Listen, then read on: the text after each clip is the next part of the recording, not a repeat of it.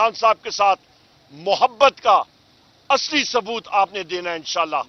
وہاں پہ ہمارے میزبانان میں وزیر اعلیٰ خیبر پختونخوا علی امین خان صاحب ہوں گے.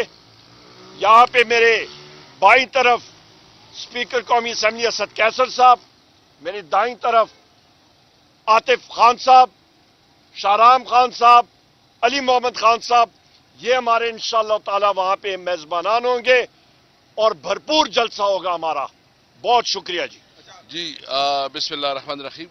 میں صرف اتنا کہتا ہوں کہ آج جو ہماری ملاقات ہوئی ہے اس پہ ایک تو یہ بھی ہمارا طے ہوا کہ جو الائنسز ہم بنا رہے ہیں انشاءاللہ آئندہ 15 دن کے اندر ہم کوشش کر رہے ہیں کہ اس کو ایک بڑا گرینڈ الائنس بنائیں اور اس پہ ہم تمام ان پولیٹیکل پارٹیز کو ساتھ پلائیں جو پولیٹیکل پارٹیز اس وقت اس رجیم کے خلاف آواز اٹھا رہی ہیں، وہ بلوچستان کے ہوں، وہ سندھ کے ہوں، وہ خیبر پختونخوا کے ہوں، وہ پنجاب کے ہوں، وہاں جہاں سے ہو.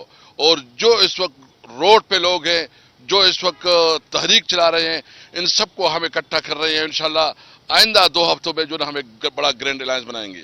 نمبر 2 جو ہمارا جلسہ ہے، ایک تو جو مریم صاحب نے کہا کہ اس کا بنیادی مقصد جو عمران خان کو ناجائز طور پر گرفتار کیا گیا، جو کہ ایک سابقہ وزیر اعظم ہے جس نے ورلڈ کپ جیتا، جو پاکستان کی ایک بہت بڑی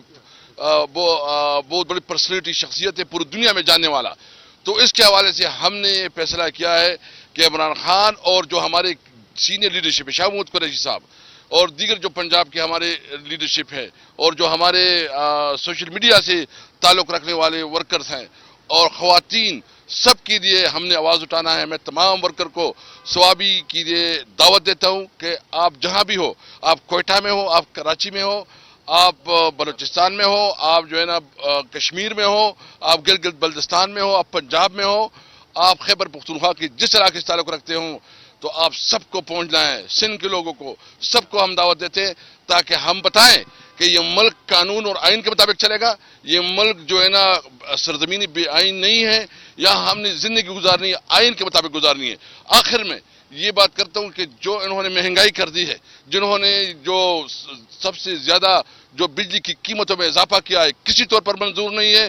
جو جماعت اسلامی نے اس حوالے سے اپنا دھرنا دیا ہوا ہے، ہم اس دھرنے کو سپورٹ کرتے ہیں اور ان کے مطالبات کو بھی سپورٹ کرتے ہیں. صاحب یہ بتائیے گا کہ خان صاحب نے اپنے ساتھیوں سے گفتگو کرتے ہوئے یہ کہا تھا کہ میں اپنی ٹیم کو کہتا ہوں کہ دھرنے میں شرکت کریں. کیا آپ کو کس طرح کا کوئی لائحہ عمل بنایا گیا ہے، کوئی ٹیم بنائی گئی ہے جو جماعت اسلامی سے مذاکرات جائے گی ان کے ساتھ؟ چودھری صاحب بہت شکریہ، بڑا اچھا سوال ہے. اور ابھی جس طرح اسپیکر اسد کیسر صاحب نے بھی بات کی ہے، تو تحفظ آئین پاکستان ہمارا اتحاد ہے، اس کے حوالے سے انشاءاللہ تعالیٰ ان کے ساتھ ضرور بات چیت ہوگی. کیوں نہیں؟ موقف ان کا بالکل درست ہے. آج بھی وزیر اعظم صاحب نے کہا ہے اور ہمارا موقف، ہمارا سٹینڈ سارے الائنس کے ممبرز کا، جماعت اسلامی کا یہی ہے. یہ بتائیے گا عمران خان صاحب نے کہا، اور اس پہ سوری ایک بات میں بتا دوں کہ یہ بجلی کے، کیونکہ میں خود پاور منسٹر، انرجی منسٹر رہ چکا ہوں، ہم نے پریس کانفرنس بھی کی تھی شبلی فراز صاحب نے اور میں نے، اور شیخ اکرم وقاص صاحب نے. واضح طور پہ بتا دوں، بجلی کے نرخوں میں جو اضافہ ہو رہا ہے، یہ اس وقت پیپلز پارٹی اور بالخصوص مسلم لیگ نون نے جو پاور پلانٹس لگائے ہیں، یہ کیپیسٹی پیمنٹس مہنگے داموں لگے ہیں، غلط لگے ہیں، ان کی غلطی ہے. اب تو کوڑے پہ بھی ٹیکس لگا دیا گیا، آٹے پہ ٹیکس لگا دیا گیا، بجلی پہ ٹیکسز ہیں، تو میڈیسن مہنگا اور مسئلہ پھر وہیں پہ بات آئیں گے کہ آصف علی زرداری کو دیکھیں کہ آپ کا 88 کروڑ روپیہ پریزیڈنٹ ہاؤس کا خرچہ بڑھ گیا ہے. آپ کا شہباز شریف کے وزیر اعظم ہاؤس کا دیکھیں اور آپ ان کے فورن ٹرپس کا دیکھیں. وزیر اعظم عمران خان صاحب نے خرچے کم کیے تھے، یہاں پہ ابھی یہ پھر بڑھا رہے ہیں. عوام کے اوپر ٹیکسز اور بوجھ اور اپنے لیے مزے، یہ فرق ہوتا ہے. یہ بتائیے گا عمران خان صاحب نے کہا تھا کہ وہ اسٹیبلشمنٹ سے بات کرنے کو تیار ہے، وہ اپنا نمائندہ مقرر کریں. آج آپ لوگوں کی سینئر لیڈرشپ کی ملاقات ہوئی ہے، کوئی پالیسی لائن دی گئی ہے کہ آخر ان مذاکرات کو آگے کس طرح بڑھائیں گے آپ لوگ؟ نہیں، ایسی کوئی بات آج ہماری سچ نہیں ہوئی ہے. وہ وزیر اعظم عمران خان صاحب نے واضح کیا ہوا ہے. سب سے پہلی بات اسی مقام پہ پچھلے جمعرات کے دن بھی بات ہوئی، میں نے پریس کانفرنس بھی کی تھی، ہمارے ساتھیوں نے، اسد کیسر صاحب میرے ساتھ ہیں، باقی ساتھی تھے. واضح طور پہ یہ ہے کہ پاکستان تحریک انصاف ملک کی سب سے مقبول ترین پارٹی ہے. وزیر اعظم عمران خان صاحب مقبول ترین لیڈر ہیں. 90% عوام پاکستان تحریک انصاف کے ساتھ کھڑی ہے. فوج عوام میں سے ہوتی ہے फौजी माओ सीटों का मैं फिर रिपीट करता हूं, उसने अंग्रेजी में कहा what is the army? The army is in people in uniform, यानी कि फौज क्या है? आप अवाम को वर्दी पहना दें तो वो आपकी फौज है।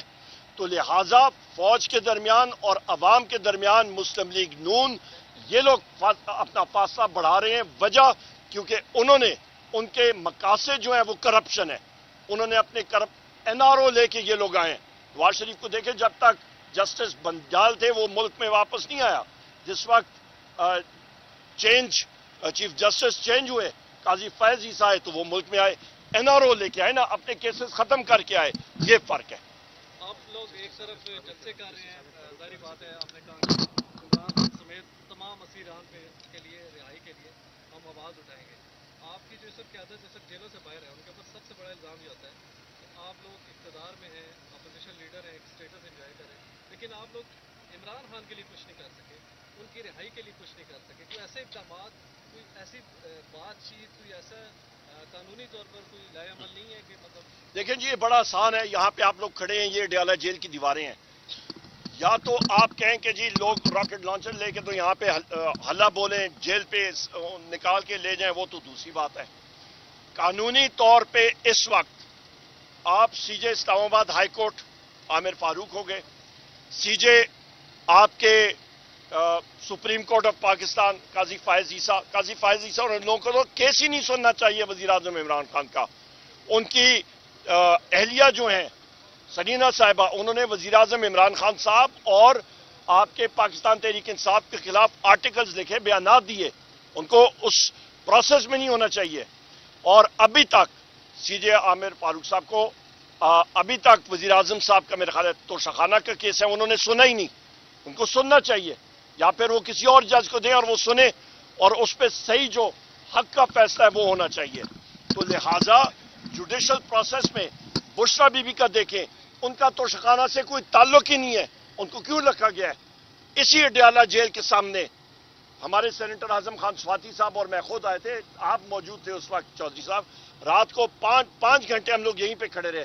क्या पता लगा दूसरे गेट पे आपकी नायब की टीम आई, हाजिरी डाल के वो लोग चले गए, उन्होंने फिर अरेस्ट कर दिया। ये रुपकार हमारे हाथों में थे। हमारे वकील को, इंतजार पंजोता साहब को अडयाला जेल की एडमिनिस्ट्रेशन ने, और यहाँ के अंदर एक कर्नल और मेजर है, उन्होंने वहां पे उनको यरगमाल बनाया हुआ था। ये कोई इंसानियत है? तो लिहाजा जस्टिस सिस्टम को, उनको ये चाहिए कि सही किस्म का जस्टिस करें। अभी हमारे जो साथी हैं अडयाला जेल में और बाकी जगहों में, उनको रखा हुआ है, अभी भी फैसला महफूज हुआ है। हमारे सोशल मीडिया टीम के लोग हैं, रऊफ हसन साहब है, रऊफ हसन साहब ज़ईफुल उमर शख्स है, उनको CDD के तहवील में मतलब वहां पे रखा हुआ है। क्यों? क्योंकि उनके ऊपर इल्जाम लगाया गया है कि किसी को उन्होंने 3 लाख रुपए दिया था कि बारूदी मवाद PTI के अपने दफ्तर के अंदर रखे हो। या खुदा का खौफ करो, कोई अकल करो, इतना भी डफर ना बनो ना, कम बनो तो कम बनो जरा। अच्छा सर, 5 तारीख को आप स्वाबी में जलसा करने जा रहे हैं, फिर आपने कहा कि आप KP और पंजाब के बॉर्डर पे आप जलसा करेंगे। आपके कारकुनान जो उनकी गिरफ्तारियों का दोबारा से सिलसिला जो है वो शुरू कर दिया गया है। आगे आपकी इतनी बड़ी तादाद में कारकुन जो है वो जेलों में हैं, आप अपील भी कर रहे हैं कि हमारा जो एक मैंडेट वापस किया जाए, कारकुनान की रिहाई जो पूरी उसको यकीनी बनाया जाए। तो एक मरतबा फिर से कारकुनान के खिलाफ क्रैकडाउन शुरू कर दिया गया, तो क्या ना सिर्फ कारकुनान, लीडरशिप के खिलाफ, मेरे खिलाफ खुद मेरे खिलाफ वारंट गिरफ्तारी है।